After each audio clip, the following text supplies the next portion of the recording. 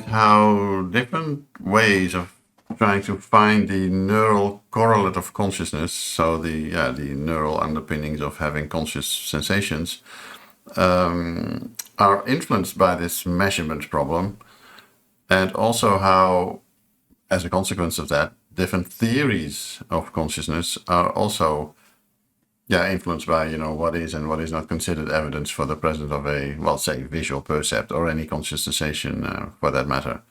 And in doing so, I would like to discuss 4 different theories. One being Global Neuronal Workspace Theory, the other higher order thought theory, integrated information theory, and the theory that is closest to myself, recurrent processing theory, which is something I developed. All right, so let's first have a look at this Global Neuronal Workspace Theory. It's a fairly familiar theory, so I don't think I have to go in all that much detail. But let's go over the basics fairly quickly. Global Workspace Theory distinguishes these 3 different modes of processing that a stimulus may undergo. Something they call subliminal, which is, for example, a stimulus which is so weak, so maybe a subthreshold stimulus or something, that it hardly travels through the first stages of, well, say, visual processing, so only evoking weak and not very deep activation of, well, cortex, sensory cortex.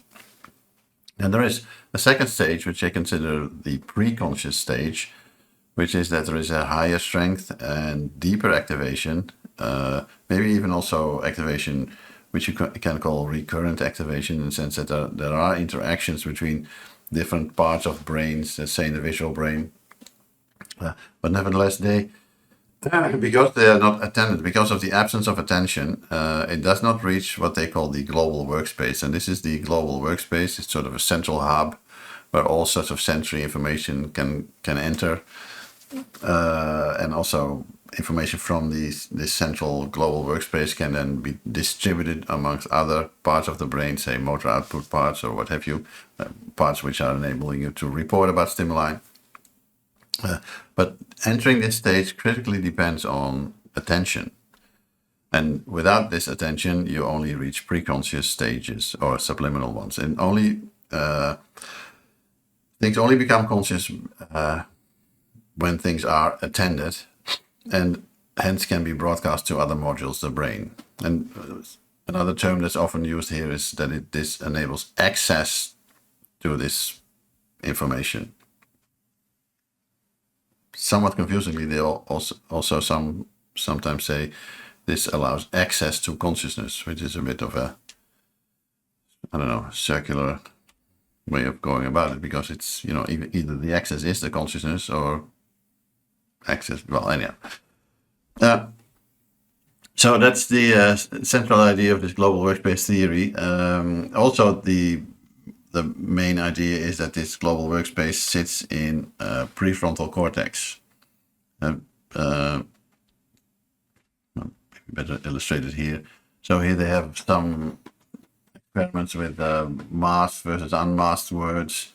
As you can see, the masked words, which are subliminal, I would say, only activate small parts of visual cortex, and when they're unmasked and hence seen, they activate a way more widespread network of areas, including parts of the sort of, well, frontal prefrontal brain. The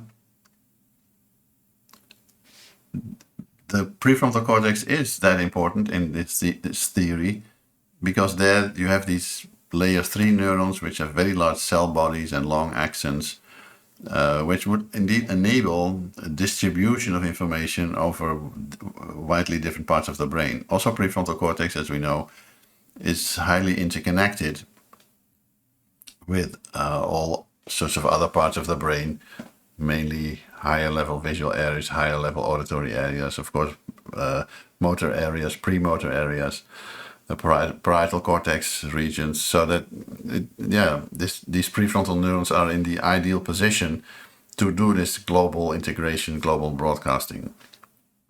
And one of the neural signatures of information reaching the global workspace would be these, what they call recurrent reverberating activation causing, and this is a very important term, global ignition.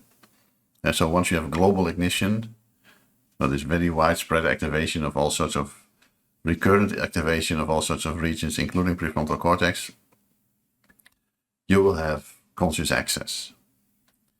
And this typically manifests itself at a latency of about, say, 300-400 milliseconds after you present a stimulus. So it takes a while in Global Workspace Theory for the stimulus to become conscious. Once you show it, takes you about 300-400 milliseconds for all this activation, this global ignition and prefrontal cortex activation to manifest itself. And then, yeah, this is giving you conscious access. Different ways of illustrating this. And yeah, so one of the most important things in Global Workspace Theory is that when we look at it from the context of this measurement problem that I talked about, in Global Workspace Theory, reports are taken at face value, you could say. And so when you present a stimulus, you simply, it's the most, well, you could say straightforward or intuitive approach to this whole neural correlate of consciousness business. You would present the stimulus, ask the subjects, did you see it or did you not see it? Usually they do manipulations to make the stimulus in some cases visible, in other cases not visible. And usually these are attentional manipulations, like attentional blink. And then when the subject says, yeah, so that, well, this is considered evidence for the subject having a conscious percept. And when the subject says, no, didn't see that, this is considered evidence for not having a conscious percept. Well, fairly straightforward and, hard to argue with even, you could say. So this is an example of such an experiment where these reports are taking at face value, you could say. Attentional blink paradigm.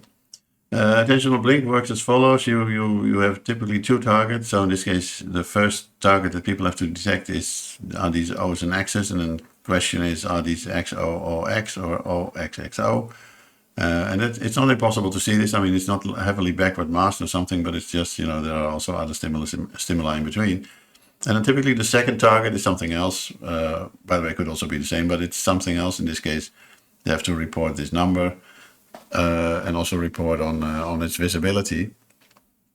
And the typical attentional blink finding, of course, as you should know, is that if people detect this first target, the attention is sort of engaged in processing and detecting this first target, so that they often miss this second target. That's the typical attentional blink phenomenon, which is also illustrated here. So if there's a short interval between, like 250 milliseconds between the T1, the first thing they have to detect, and the second one they have to detect, they're still engaged within this 250 milliseconds. They're still engaged in this in processing this first target, and then often miss, and that's what you have here, the dual task T2 present. They often miss that second target, which doesn't happen with a long SOA. So if there's more time between these two, they will have way less problems in detecting the second one. So that's this difference. This difference is the attentional blink phenomenon. This is just, to verify that indeed if T2 is absent, so that's this situation, they indeed report not seeing it. And so, and this is a single task. If they only have to report the T2, then, they're pretty good at that. So this difference depends a bit on how you want to calculate it, but that's the attentional blink phenomenon. One of their main findings and main points, you could also say, is that it's sort of an all or nothing thing. And so either you see this thing and then you report a subjective visibility, because in this case it's about subjects have to report their subjective visibility on a scale between 0 and 100.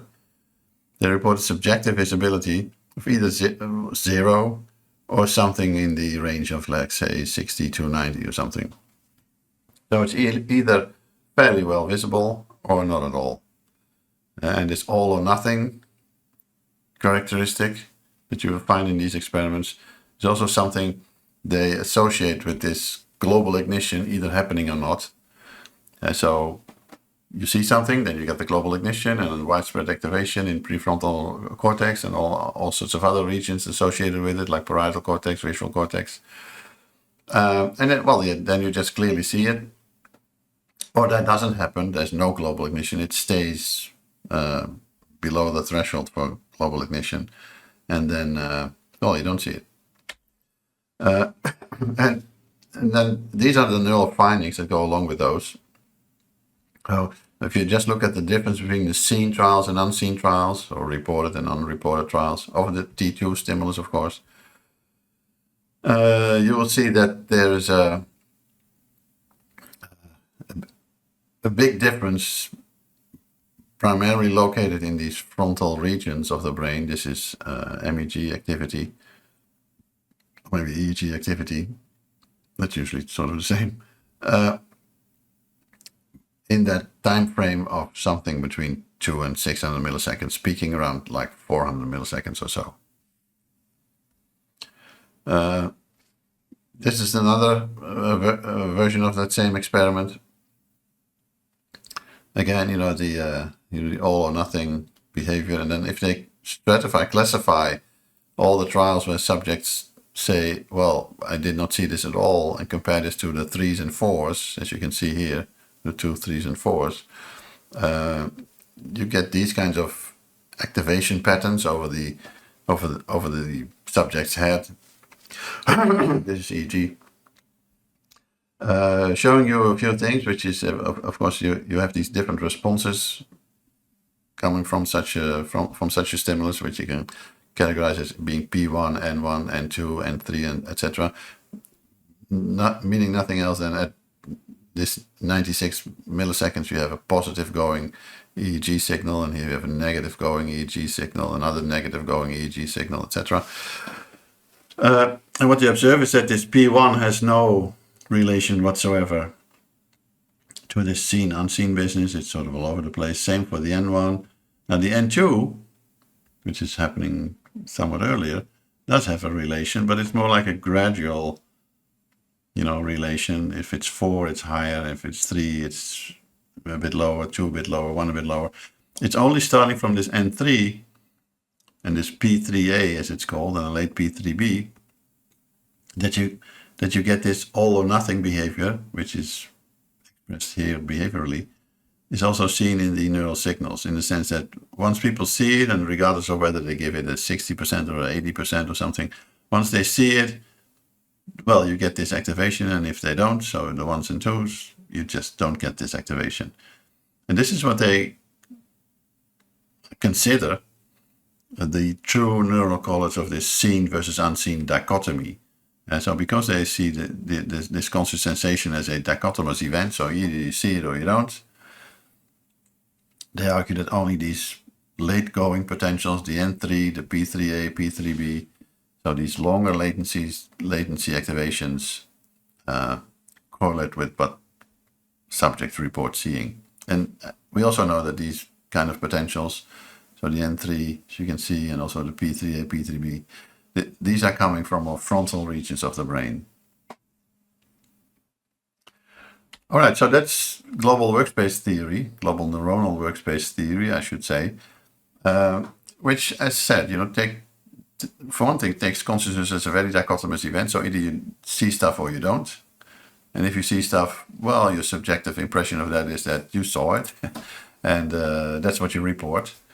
Or you don't, and then your subjective impression of that is, well, I didn't see it, and then you report not seeing it. So you would say the most straightforward approach to this whole measurement problem, simply arguing, well, let's take what people are saying at face value, and try to find neural correlates going along with that. Now, an obvious point of critique that this approach of just taking reports as the direct evidence of people having conscious sensation has received is that of course what you now do is sort of equate the report that people have with the conscious experience that people have, and it has been argued that of course these may not be the same thing. Your reporting about a conscious sensation is something which typically you could say follow the conscious experience itself. And of course, yeah, if you just take this as the evidence of conscious experience, I mean, you could even take this to the very extreme, of course, which is that if people have to push a button, here I see it and here I don't see it. If you then, take these button presses as the neural evidence for people having conscious sensations, of course, you end up with finding the neural correlate of consciousness in your thumbs, because this thumb is always going along with this activity, and this thumb is always going along with the conscious sensation, and this one not. So yeah, obviously that's a bit silly, Then it would, allocating your conscious experience in the thumb would be well. Of course, you could say, well, then we should counterbalance or use the two different thumbs, but then of course you put the problem a bit more in the back, in the sense that you now equate the activity in motor cortex, regardless of which thumb you use, or premotor cortex, etc. So, but the whole point being that, of course, yeah, just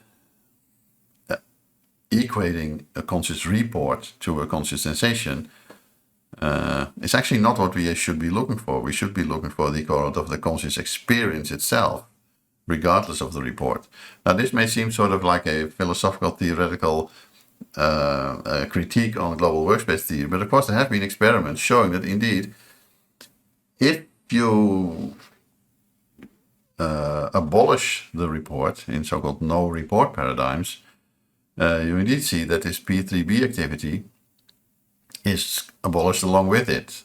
So, for example, in this study, subjects had to view stimuli again, and then either report once they were aware of them, or just sit there and only say whether they were aware of them afterwards.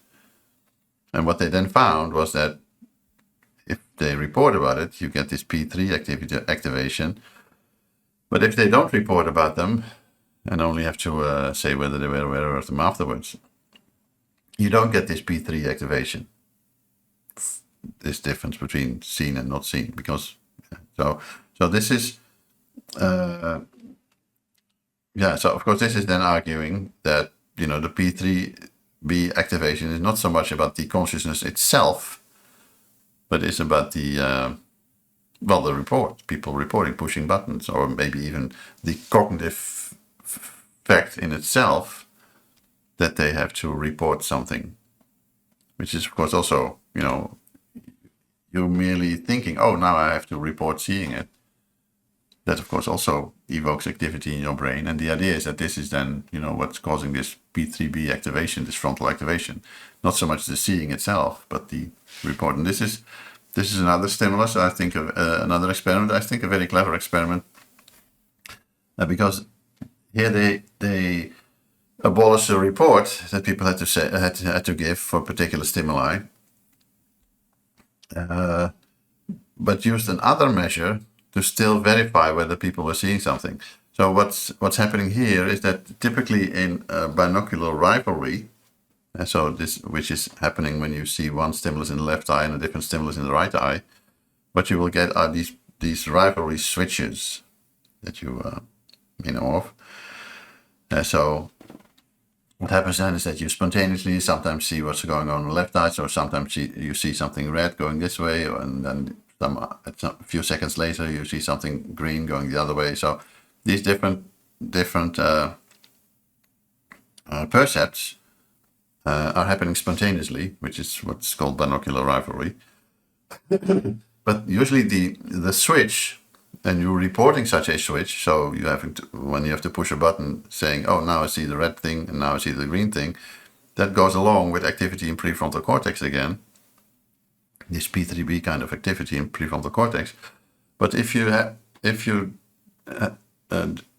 just have people looking at these stimuli and not having to report their switches, while the switches are of course still happening, then of course the problem is, okay, how do you know that there's a switch in the percept? Well, there's a way to know whether there's a switch in the percept, which is that once your conscious percept is this this grating going to the right, what will happen is that your eyes will sort of follow this grating and then rapidly go back again. You get what's called this optokinetic nystagmus of the eye. So what that looks like is a bit like this. So you're seeing a grating going like that. So your eyes start to follow it, and then you go back again to catch another bar of the grating. So your eyes will go like this. I'm exaggerating it a bit, but that's what will be going on. So from that the shape of that optokinetic nystagmus, because if it moves the other way, it will look like this. From the shape of that optokinetic nystagmus, you can judge whether people are seeing either this stimulus or this stimulus without them actively reporting it. And then what you get is that you don't get this prefrontal activation anymore. So that's another argument in favor of this idea that this whole frontal activation is way more about the fact that you have to report something, or maybe even the fact, and this is a point that Ned Block, for example, made, the mere fact of you cognitively knowing, processing, okay, yeah, now I see something going to the left, or now I see something going to the right, or yeah, now I saw the stimulus. Even without having to push a button or even preparing to push a button, but the mere fact of realizing for yourself. And so having this cognitive phenomenon of almost like talking to yourself, but even without doing the actual talking to yourself, oh yeah, now I saw this stimulus, that this is actually what is causing this frontal activation and the P3B activation. And of course, yeah, well, maybe that's not really what we are after. And in that sense, well, you could say make the same mistake as another category mistake that you could make, which is that considering neural processes that precede, so precursors, as the neural correlate of consciousness. Of course, the obvious example of that would be, say, well, of course, if I take out my eyes, or if I just shut my eyes to make it a little bit less dramatic, I don't see anything either. But of course, yeah, that would not imply that the neural correlate of consciousness sits in my eyes. Of course, you need your eyes to see, but the real neural correlate of the fact of seeing, the conscious experience of seeing, probably is not sitting in the eye itself. Could be, by the way, but probably not. So let's say a living eye in a petri dish probably won't see anything, most likely. So that's another categorical mistake that you could then make, is that, okay, because if we need our eyes to see, this is the neural correlate of consciousness, but of course it's not. It's just a precursor of the neural correlate. So that, you know, the both of these things, taking the report as direct evidence of conscious experience, or as what constitutes conscious experience, is a mistake. Just as, you know, saying the neural correlates of consciousness sit in my eyes is a mistake.